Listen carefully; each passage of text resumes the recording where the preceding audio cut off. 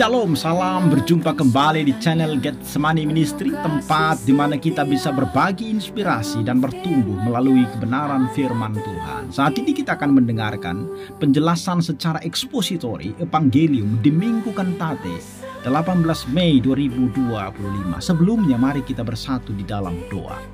Bapa kami, Bapa di dalam sorga, kami bersyukur dan berterima kasih atas kesempatan yang Kau berikan bagi kami ketika kami masih bisa merenungkan kebenaran firman-Mu. Kami memohon supaya Engkau menyertai setiap kami di tempat kami masing-masing. Mari bukalah mata hati dan rohani kami agar ketika firman-Mu disampaikan, kami bisa mengerti dan kami bisa menghidupi firman-Mu. Urapilah hamba-Mu yang menyampaikan, dan kiranya semua yang disampaikan berasal dari-Mu dan itu membangun iman kami. Termulialah Engkau Tuhan, dalam Kristus Yesus kami berdoa. Amin. Firman Tuhan bagi kita diambil dari Kisah Para Rasul pasal yang ke-11 ayat 1 sampai dengan ayat yang ke-18. Demikian firman Tuhan bagi kita. Rasul-rasul dan saudara-saudara di Judea mendengar bahwa bangsa-bangsa lain juga menerima firman Allah. Ketika Petrus tiba di Yerusalem, orang-orang dari golongan yang bersunat berselisih pendapat dengan dia. Kata mereka, "Engkau telah masuk ke rumah orang-orang yang tidak bersunat dan makan bersama-sama dengan mereka." Tetapi Petrus menjelaskan segala sesuatu berturut-turut. Katanya, "Aku sedang berdoa di kota Yope. Tiba-tiba rohku diliputi kuasa ilahi dan aku melihat suatu penglihatan, suatu bentuk berbentuk kain lebar yang bergantung pada keempat sudutnya, diturunkan dari langit sampai di depanku. Aku menatapnya dan di dalamnya aku melihat segala jenis binatang berkaki empat dan binatang liar dan binatang menjalar dan burung-burung. Lalu aku mendengar suara berkata kepadaku, 'Bangunlah hai Petrus, sembelihlah dan makanlah.' Tetapi aku berkata, 'Tidak Tuhan, tidak, sebab belum pernah sesuatu yang haram yang tidak tahir masuk ke dalam mulutku.' Akan tetapi untuk kedua kalinya suara dari sorga berkata kepadaku, 'Apa yang dinyatakan halal oleh Allah tidak boleh engkau nyatakan haram.' Hal itu terjadi sampai 3 kali, lalu semuanya ditarik kembali ke langit. Dan seketika itu juga 3 orang berdiri di depan rumah di mana kami menumpang. Mereka diutus kepadaku dari Kaisarea. Lalu kata roh kepadaku, 'Pergi bersama mereka dengan tidak bimbang.' Dan ke-6 saudara itu menyertai aku. Kami masuk ke dalam rumah orang itu. Dan ia menceritakan kepada kami bagaimana ia melihat seorang malaikat berdiri di dalam rumahnya dan berkata kepadanya, 'Suruhlah orang ke Yope untuk menjemput Simon yang disebut Petrus. Ia akan menyampaikan suatu berita kepada kamu yang akan mendatangkan keselamatan bagimu dan bagi seluruh isi rumahmu.' Dan ketika aku mulai berbicara, turunlah Roh Kudus ke atas mereka sama seperti dahulu ke atas kita.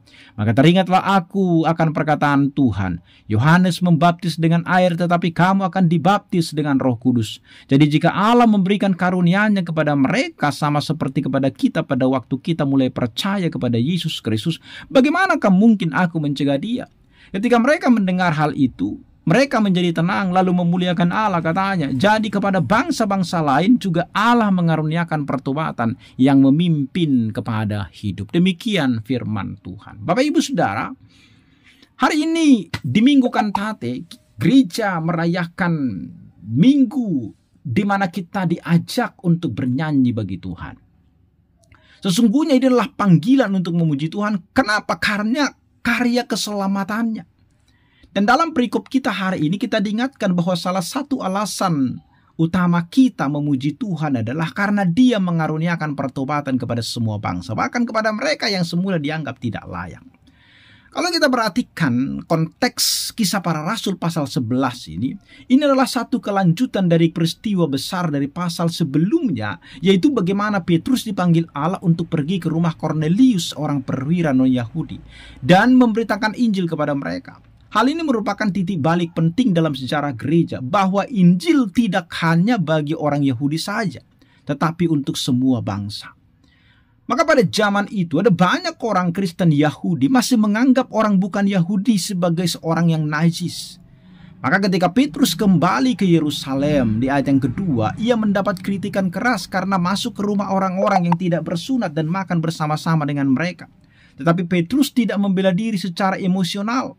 Ia menjelaskan semuanya secara runtut, yaitu di ayat 4, dan menyaksikan bahwa semua itu adalah karya Allah sendiri. Dari teks ini kita belajar yang pertama, ayat 1 sampai dengan ayat yang ketiga, keberatan dari saudara seiman. Jadi Petrus menghadapi kritik dari orang-orang bersunat. Ini merujuk kepada orang-orang Kristen Yahudi yang masih memegang adat istiadat Yahudi secara ketat. Mereka tidak keberatan bahwa Kornelius bertobat, tetapi yang membuat mereka tersandung adalah karena Petrus bergaul dengan mereka. Ini menunjukkan bahwa pertobatan orang lain seringkali tertolak karena kerangka budaya dan kebiasaan yang sempit. Jadi ada banyak orang seringkali juga, bahkan kita mungkin diantaranya, memiliki prasangka terhadap orang-orang yang berbeda dari kita. Entah karena latar belakang, budaya, cara hidup mereka. Kita mungkin merasa bahwa orang-orang tertentu yang layak menerima kasih karunia Allah. Tetapi firman Tuhan hari ini mengajak kita untuk memeriksa hati kita, melepaskan segala bentuk diskriminasi. Ada orang misalnya ketika, maaf kalau saya katakan, orang yang kita tahu berdosa, ketika dia datang ke gereja, kadang-kadang kita seperti tidak mau menerima, merasa jijik melihatnya. Padahal Tuhan saja pun menerima dia. Jadi jangan sampai prasangka kita, bahkan tradisi kita, menghalangi kita untuk melihat karya anugerah Allah dalam hidup orang lain. Itu yang pertama, Bapak Ibu Saudara. Yang kedua, kesaksian Petrus tentang visi dan tindakan Allah, ayat 4 sampai 14. Petrus di sini tidak membela diri dengan emosi, melainkan dengan rendah hati menceritakan apa yang telah Tuhan tunjukkan kepadanya. Ia mengisahkan visinya tentang kain yang turun dari langit, di mana kain itu berisi berbagai binatang yang dianggap najis menurut hukum Yahudi pada masa itu. Dan perintah Allah adalah makanlah itu, ayat 5 sampai dengan ayat 10 itu. Di sini kita melihat bahwa apa yang Allah nyatakan suci itu tidak boleh dinyatakan manusia najis. Kemudian kita lihat di situ Petrus menceritakan bagaimana Roh Kudus turun atas Kornelius dan keluarganya. Sama seperti yang terjadi pada hari Pentakosta di ayat yang ke-15 di kisah para rasul ini. Ini adalah tanda bahwa Allah menerima orang-orang non-Yahudi tanpa memandang latar belakang mereka. Jadi termasuk kita pun diterima oleh Tuhan tanpa memandang latar belakang kita. Kita bukanlah umat perjanjian sebelumnya, tetapi Tuhan tetap menerima kita. Saudara, Allah seringkali bekerja di luar ekspektasi kita. Visi Petrus mengingatkan kita, atau penglihatan Petrus sesungguhnya mengingatkan kita bahwa Allah adalah Tuhan yang berdaulat. Dan dia menentukan siapa yang layak menerima kasih karunia-Nya. Kita dipanggil untuk taat kepada pimpinan Roh Kudus, bahkan ketika itu menantang pemahaman atau tradisi kita. Jadi dari sini, apa yang pesan dari bagian kedua ini bagi kita? Sesungguhnya ini adalah bukti bahwa pertobatan dan keselamatan sama sekali bukanlah usaha daripada manusia, tetapi itu adalah inisiatif Allah semuanya. Maka termasuk yang kita lihat di sini bahwa Allah menurunkan ataupun memberikan penglihatan kepada Petrus. Keselamatan itu bukan hanya untuk mereka saja. Jadi ini bukan soal makan daging saja sebenarnya yang mau diutarakan. Bukan itu inti utamanya dari teks itu. Tetapi yang mau dikatakan adalah bahwa segala manusia itu layak untuk menerima anugerah Allah. Kita tidak boleh membatasi kuasa Tuhan hanya untuk diri kita sendiri atau untuk komunitas kita. Seperti seolah-olah misalnya di gereja lain tidak ada Roh Kudus, hanya di gereja kita yang ada Roh Kudus. Kita tidak boleh mengkotak-kotakan seperti itu. Bahwa Tuhan adalah untuk semua dan keselamatan itu adalah untuk semua orang. Ayat yang ke-16-17 yang ketiga, Bapak Ibu Saudara, pengakuan bahwa pertobatan itu adalah karunia Allah. Di sini kemudian Petrus mengingatkan perkataan Tuhan Yesus, di mana Yohanes membaptis dengan air, tetapi kamu akan dibaptis dengan Roh Kudus. Di sini adalah momen penggenapan janji Yesus, dan Petrus menyimpulkan jika Allah memberikan kepada mereka karunia sama seperti yang diberikan kepada kita, artinya tidak ada yang berbeda. Makanya Petrus mengatakan, bagaimana mungkin aku mencegah Allah kalau Allah sendiri yang memberikan karunia yang sama seperti yang diberikannya juga kepada kita? Gimana kita mencegah itu? Kata-kata ini menunjukkan bahwa pertobatan dan keselamatan adalah anugerah murni dari Tuhan. Tidak ada campur tangan manusia di dalamnya. Maka tidak seorang pun berhak menolaknya dan tidak seorang pun dapat mengendalikannya. Allah bertindak sesuai dengan kehendaknya. Dan yang terakhir yang keempat, ayat 18, kita melihat respon jemaat itu. Mereka diam dan kemudian memuliakan Allah. Jadi setelah mereka mendengarkan kesaksian Petrus, jemaat yang tadinya memberikan kritikan, akhirnya mereka menjadi terdiam. Keheningan itu bukanlah penolakan, tetapi ekspresi dari kekaguman dan ketundukan.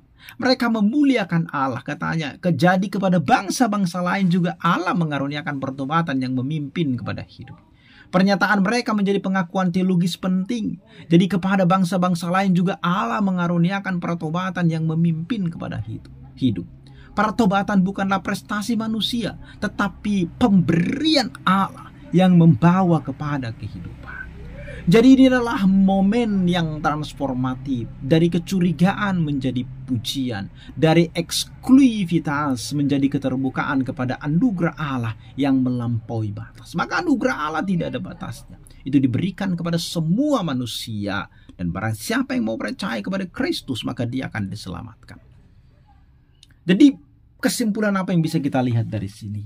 Bahwa pertobatan itu semata-mata adalah anugerah Tuhan. Itu bukan pencapaian daripada manusia. Itu yang ditegaskan di ayat yang ke-18. Allah mengaruniakan pertobatan. Jadi pertobatan bukan hasil tekad manusia semata, tetapi buah karya daripada Roh Kudus dalam hati yang sudah diinsapkan oleh firman Allah. Dan untuk itu kita dipanggil bersyukur, bukan menyombongkan pertobatan kita. Kemudian Allah tidak memandang bangsa, latar belakang atau status. Jadi Injil bukan hanya untuk orang dalam. Kisah Kornelius menunjukkan bahwa tidak ada yang terlalu jauh dari jangkauan kasih karunia Allah. Maka siapapun dapat diubah Tuhan. Kita tidak boleh membatasi siapa yang layak menerima kabar baik. Tugas kita adalah beritakan firman. Itu yang diminta Tuhan dari kita. Maka gereja juga harus menjadi komunitas yang bersuka cita atas pertolongan orang lain. Di Minggu Kantate mengajak kita menyanyikan bagi Tuhan. Apa yang membuat kita bernyanyi? Bukan hanya karena berkat yang kita alami, tetapi karena orang-orang yang diselamatkan oleh Tuhan, termasuk kita. Jadi orang-orang yang diselamatkan Tuhan dari berbagai bangsa dan latar belakang, itulah yang membuat mereka bersuka cita dan bernyanyi bagi Tuhan. Oleh karena itu, mari kita bersuka cita setiap kali ada jiwa yang bertobat. Ada orang yang datang kepada Kristus. Itu sukacita terbesar sesungguhnya bagi orang-orang. Karena itu adalah bukti nyata bahwa Allah masih bekerja di dalam kehidupan kita. Saudara-saudara, di Minggu Kantate ini marilah kita menyanyikan pujian bagi Tuhan yang tidak membiarkan siapapun jauh dari kasih-Nya. Allah mengaruniakan pertobatan, bahkan kepada mereka yang dulu dianggap tidak layak. Ini adalah berita yang menggetarkan hati bahwa kasih karunia-Nya tidak terbatas oleh apapun. Maka hari ini mari kita hidup sebagai umat Allah yang menyambut dan menyebarkan kabar ini, dan memuliakan Allah setiap kali ada orang yang berpaling kepadanya. Amin. Kita berdoa. Tuhan, terima kasih untuk berkat-Mu bagi kami. Kami bersyukur karena Engkau baik bagi kami. Tolonglah kami menjalani hidup kami setiap hari dan menerapkan firman-Mu dalam kehidupan kami. Termulia Engkau Tuhan, dalam Kristus Yesus kami bersyukur, berdoa kepada-Mu.